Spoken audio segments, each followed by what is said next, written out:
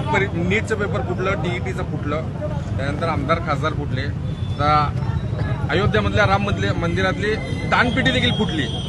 तर काय सांगाल? हे फोडाफोडीचंच राजकारण चाललंय, सत्तेसाठी आणि पैशासाठी चाललंय. आज टीईटी आणि नीटच्या पेपर फुटीच्या विरोधात आम्ही ही मशाल रॅली काढली आहे.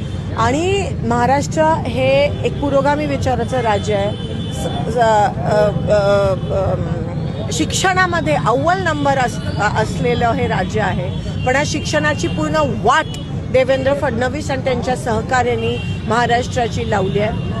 नीट देखील पेपर फुटी ही कोणत्याही मंत्र्याच्या सहमतीशिवाय शक्य नाही आहे. नीटचे जे अरेस्ट होत आहेत ते लोक 100% दोषी आहेत, पण ह्याचा सूत्रधार जो आहे तो मंत्रालयात आणि वर दिल्लीमध्ये बसला आहे.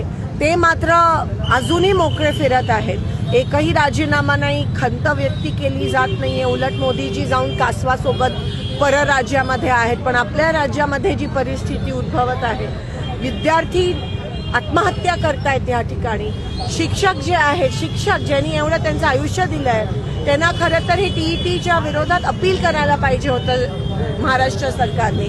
ते न करता त्यांना परीक्षा द्यायला लावली, तो पेपर परीक्षेचा अभ्यास करायला लावला, तो पेपर फोडला आणि आज त्यांना आणि ती परीक्षा रद्द झाली आहे. म्हणजे तुम्ही विचार करू शकता की शिक्षणामध्ये पण आता एवढं राजकारण होत आहे. शिक्षणाची वाट लावली आहे. युवकांच्या आयुष्याशी खेळण्याचं काम हे सरकार करत आहे. लक्ष नाही आहे. फक्त खासदार, आमदार, नगरसेवक कसे फोडायचे, पैशाचा वापर सत्तेसाठी कसा करायचा, ह्या गोष्टीकडेच लक्ष आहे.